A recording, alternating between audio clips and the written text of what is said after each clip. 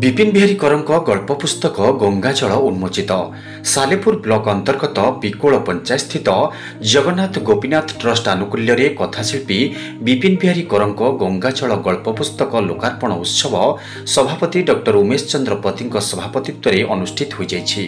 प्रथमे अतिथि माने प्रदीप प्रज्वलन करी उत्सव उद्घाटन करथिले।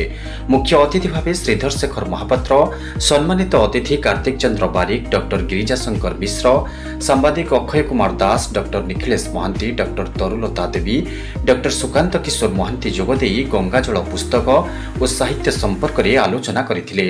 विष्णुचरण मिश्र स्वागत भाषण और अतिथि परिचय देथिबा बेले अन्यमानक मध्यरे महिमा धर्म गवेषक डॉक्टर एकादशी प्रधान, सांबादिक विजय कुंवर, सुनीता कर, सुस्मिता पण्डा, दिवाकर प्रधान, पुरुषोत्तम बेहरा, डॉक्टर पूर्णचंद्र ओझा, अवतनी षडंगी, मंजुश्री पति, मानस दास प्रमुख जोग देथिले।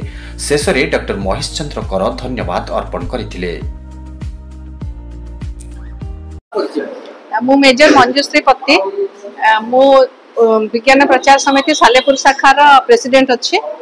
आज जो बहीटी उन्मोचन है गंगाजल ताहा विपिन सारंकर गोटे अनवद्य सृष्टि एवं यह निश्चित भाव में परपीढ़ी को बहुत प्रेरणा जोगेब। जो माने कि लेखा लेखी करती नहीं से लिखा या द्वारा उत्साहित हेबे। मु हेली समर्पित कर मु द्वितीय श्रेणी रे पढुची। आज एई फंक्शन टा बहुत सुंदर हेची एवं मोर जेजे जेमती सब कहिसंती सेही सब आहुरी भलो। आ मो जेजे को धन्यवाद दबा चाहूची। आ मु किछिटा गीत बजेची, जन अणमन आ मु श्लोक गाइची। आ अन्य माने जहा भी कहले सिगुडा बहुत बढ़िया हेची, तो मु सेमान को भी धन्यवाद दबा चाहूची। मु डॉक्टर एकादश प्रधान, महिमा धर्म गवेषक। विशेष भाव में आज आह्लादित मोर जड़े प्रिय बंधु विपिन बाबूर गंगाजल पुस्तकटी आज लोकार्पण है। मो विपिन बाबू तो बहुत दिन जाने एवं विशेष भाव में मांगा इतिहास स्थानित करछि जड़े कथाशिल्पी भाव। तेणु से जो गंगाजल जमी पवित्र आज से आलोचना चक्रु जहाँ जानी से गंगाजल सुनाम बढ़ एवं गंगाजल समस्त द्वारा आदृत हम ये कामना कर।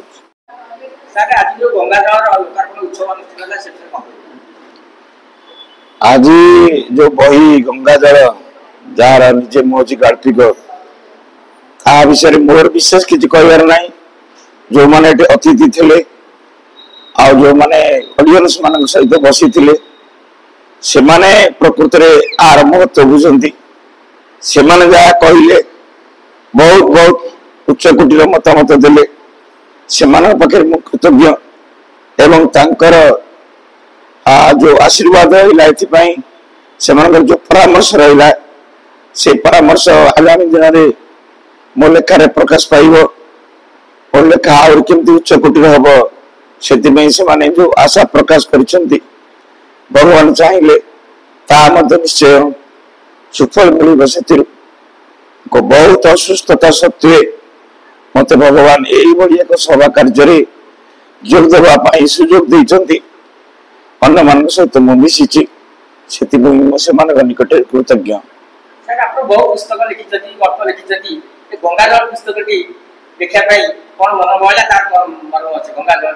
मु एकाधार जड़े प्राबंधिक, जड़े गाल्पिक, जड़े कवि एवं जड़े समालोचक, ता छड़ा सन्थ मान जीवन लिखारे मोर बहुत आग्रह अच्छी। अनेक लेखा सरी जाइए गल्प सब विभिन्न पत्र पत्रिका बाहरी बहुत जो लब्ध प्रतिष्ठा पत्र पत्रिका एवं आउ केतक अप्रकाशित थिला से सब को एकाठी करी यही गल्पटी लिखापी मत प्रेरणा मिलला। आर पब्लिकेशन दायित्व नहीं चले विजयी पब्लिकेशन मुझे निकट कृतज्ञ। महांगारू विजय गोरंका रिपोर्ट, निरपण लाइव।